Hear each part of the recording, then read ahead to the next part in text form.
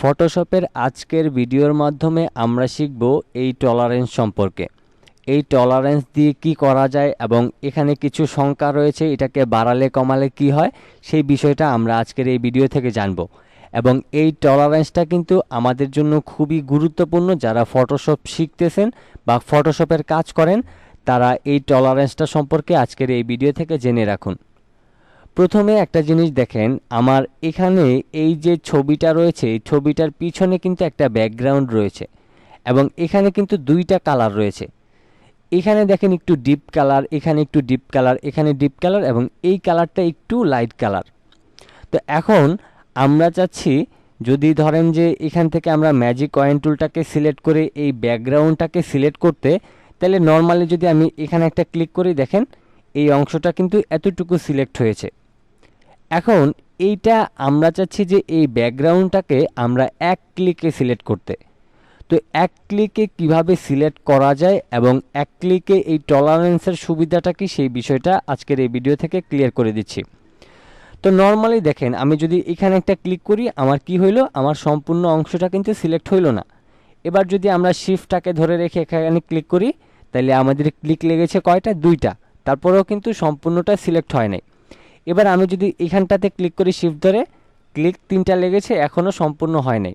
আমি আবারও এখানে একটা ক্লিক দিলাম, 4টা 5টা 6টা 7টা 8টা 9টা 10টা 11টা। আমাদের এইখানে এই ছবির ব্যাকগ্রাউন্ডটা সিলেক্ট করতে আমাদের টোটাল 9টা ক্লিক ব্যবহার হয়েছে। এখন আমি যদি চাই যে এই ব্যাকগ্রাউন্ডটাকে এক ক্লিকে আমি সিলেক্ট করব, সেক্ষেত্রে কি করতে পারি? তো এইখানে সবচাইতে গুরুত্বপূর্ণ বিষয় হচ্ছে এই যে টলারেন্সটা রয়েছে, এই টলারেন্সটা কিন্তু আপনি আপনার যে ইমেজ রয়েছে সেই ইমেজের ব্যাকগ্রাউন্ডের উপর নির্ভর করে কিন্তু এই টলারেন্সটা বাড়াতে হয়। যেমন এইখানে আমাদের ব্যাকগ্রাউন্ডে দুইটা কালার রয়েছে।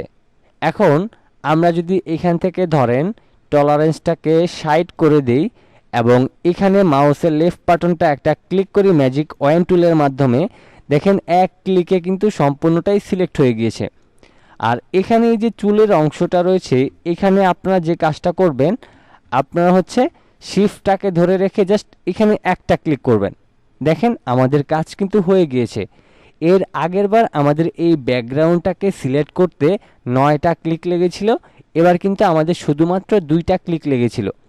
এখন আমরা টলারেন্সটাকে যদি আমরা এখান থেকে ধরেন 70 করে দেই এবং আমি যদি এখানে একটা ক্লিক করি তাইলে দেখেন এখন কিন্তু আবার আমার এই ড্রেসের অনেকটা অংশ সিলেক্ট হয়ে যাচ্ছে।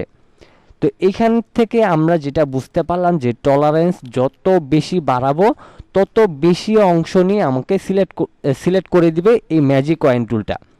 তো এইখানে একটা কথা হচ্ছে যে আমি চাইলেই কিন্তু আমি ইচ্ছা মতো এটাকে বাড়াতে পারবো না। কারণ কেন বানাতে পারবো না? ধরেন এখানে আমি 70 বাড়িয়ে নিয়েছি, এখন যদি আমি এখানে ক্লিক করি তাহলে আমার এই চুলের অংশ এই ড্রেসের অংশ সহ সিলেক্ট হয়ে যায়। সেই ক্ষেত্রে এগুলিকে মাইনাস করতে আমাদের আরও বেশি ক্লিক লাগবে।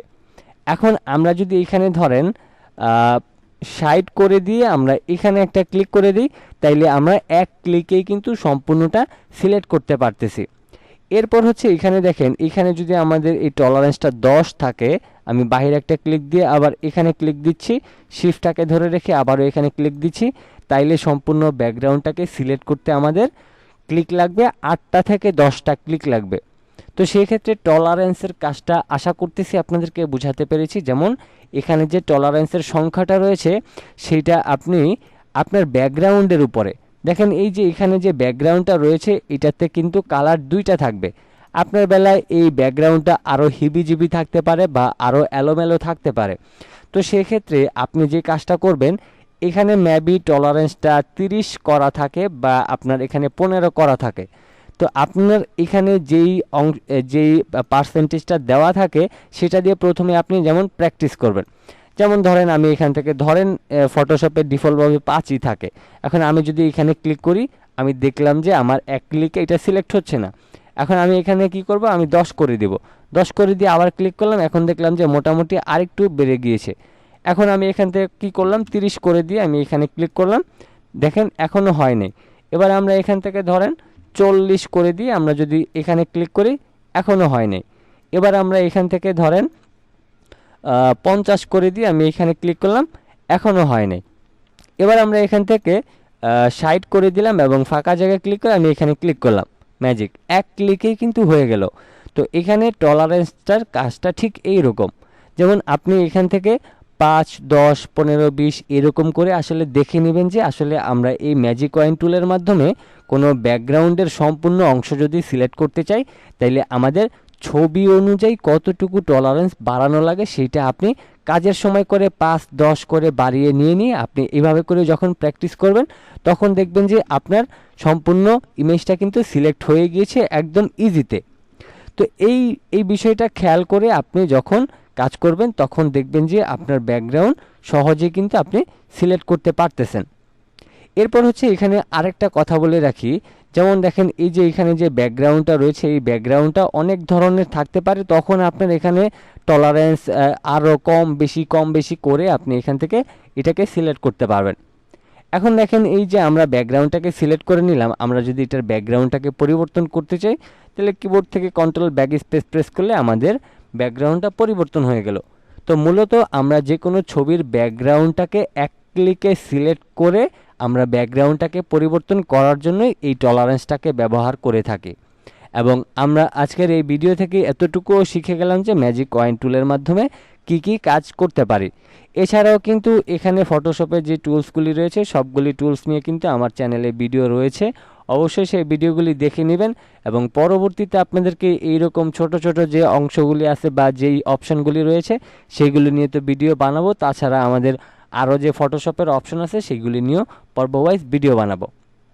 আজকের মতো এই পর্যন্তই ছিল। সবাই ভালো থাকবেন, সুস্থ থাকবেন। আল্লাহ হাফেজ।